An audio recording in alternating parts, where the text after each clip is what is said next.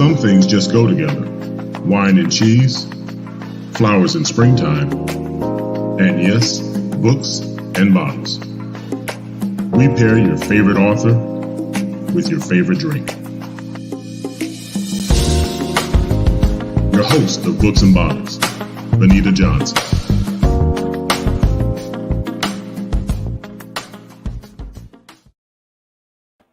Hi, welcome to Books and Bottles. I'm your host, Benita Johnson. Welcome to our show where we introduce you to your new favorite author, their work, and we pair it with a wine or spirit.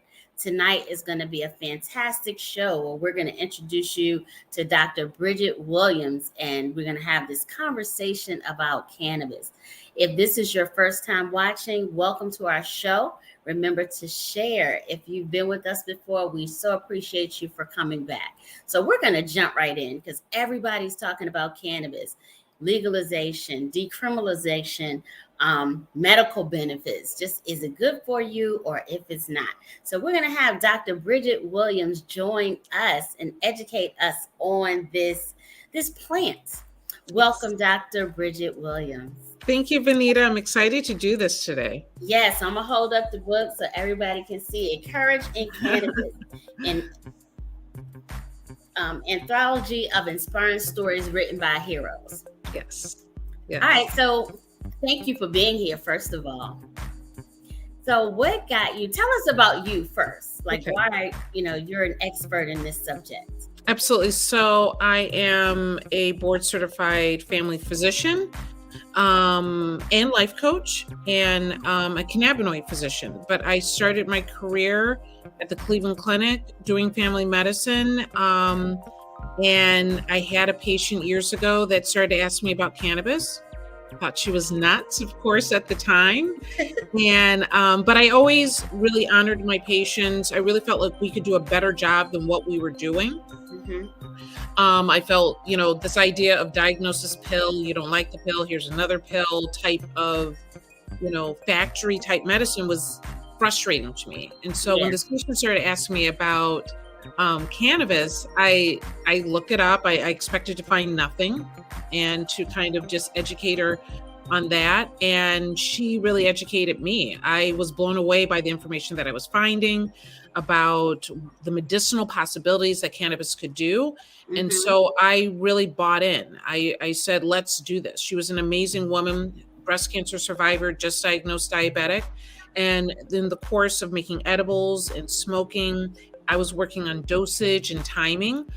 I saw her weight normalize, her blood sugars doing better, her sleep was better, her work performance was better. Mm-hmm. And that really, like I said, that I bought it in. So fast forward 15 years, when cannabis became legal in Ohio, I became a certifying doctor and decided to open my own offices where I could really practice the medicine that I was trying to do back then in my own offices, giving patients more time, individualized care, and really combining family medicine, cannabis, and life coaching to provide really quality care for patients.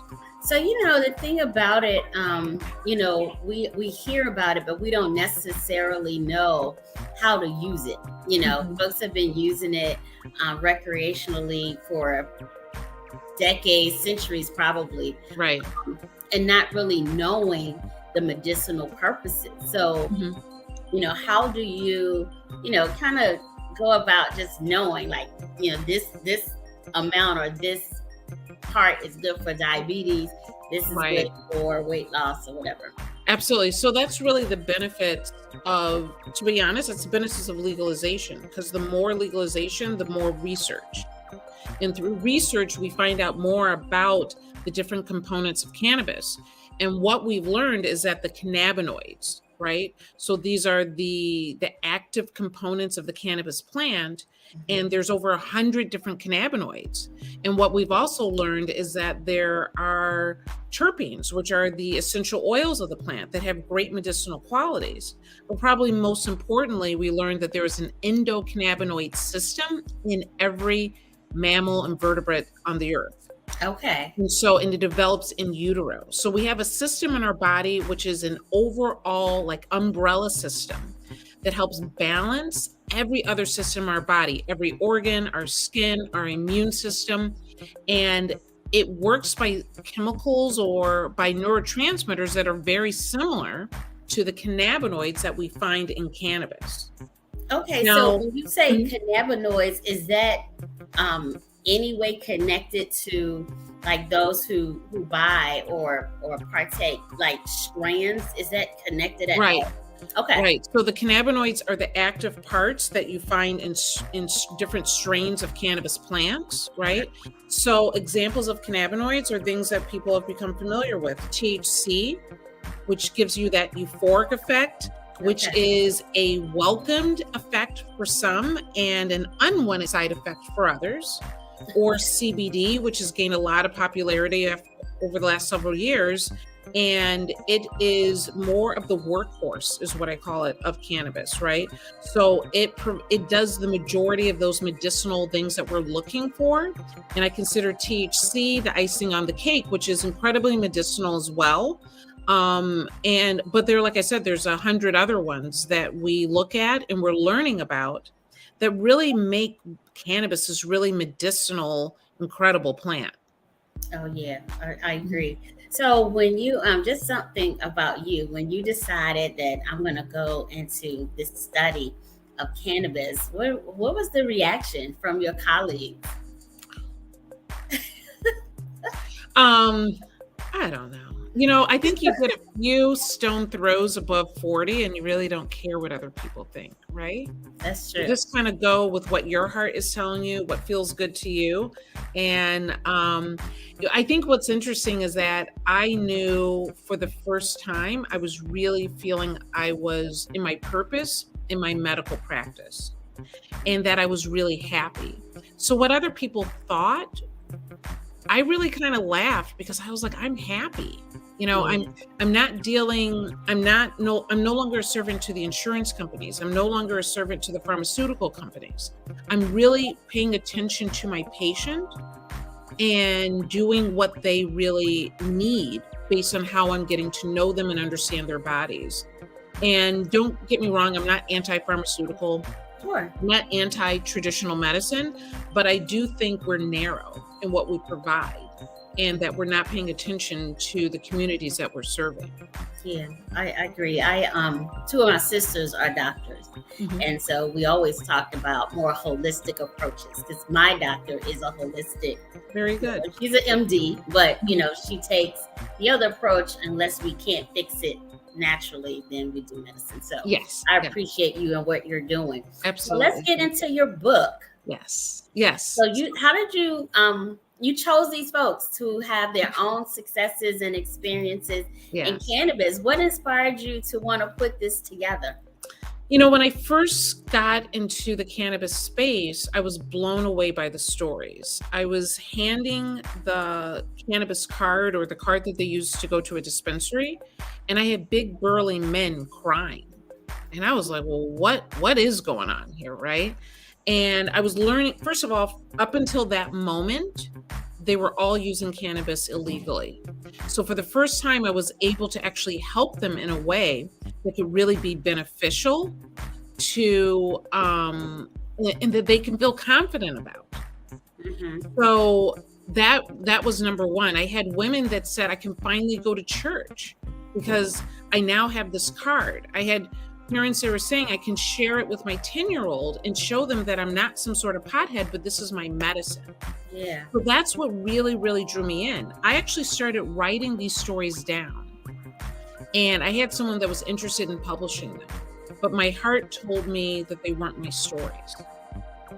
So I pulled back, kind of sat on it for a while. And then when I learned the incredible process of making anthologies and allowing people to write their own stories, as well as benefit financially from their own stories, Mm-hmm. that's where I really said, this is it. This is where we need to go. So we brought together these 18 authors, including myself, to really tell their story about how cannabis has changed their life and influenced their life, and created Courage in Cannabis. And I'm really happy that the stigma is being removed, you Mhm. know, from its Yeah. use. Yeah. I pulled up in the parking deck today, and like I'm in DC, and Mhm. so I could smell it. And I was like, you Mhm. know, the crime about this is that they're not sharing. Yeah. Yeah. So, how long has it been legal in Ohio? Our program came into effect 2016, but we Okay. didn't have our first dispensaries and we weren't active in really 2018, 2019.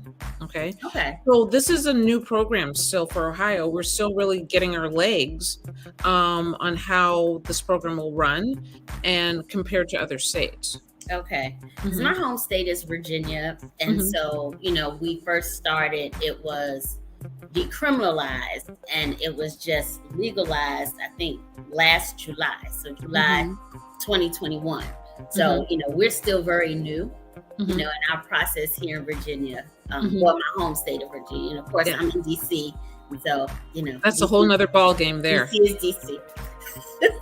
Yeah, absolutely, absolutely. So, my question for you is, you mentioned earlier about like the making the edibles versus, well, you talked about making the edibles. So my question is there any difference in the intake versus digesting versus smoking? Absolutely. So there's a lot of good reasons to choose one over the other, depending on your condition, right? Okay. So just starting with edibles. So now you're taking something in that's going to have to go and bypass through your liver. Okay. Okay. When it's becoming metabolized, first of all, it changes the bioavailability. How much are you actually getting of the active ingredients? But it also, instead of that delta 9 THC that you get from inhaling, from heating it and inhaling it, right? You're getting 11 hydroxy THC. It's a little bit more potent. It goes a little bit stronger, bypassing the blood-brain barrier. So it feels differently than when you're just inhaling cannabis itself. Now, some of the benefits also, good and bad with edibles, is that it takes an hour or two to kick in. So, because of that, people tend to eat a little, sit around, nothing happens. They go back. Every bad story related to cannabis has to do with I was eating this, whatever, Yeah. right? But the other benefit, particularly if you're looking, let's say, at sleep, it will last for 6 to 8 hours. So if you have trouble sleeping, edibles are a great option because it might take a little while to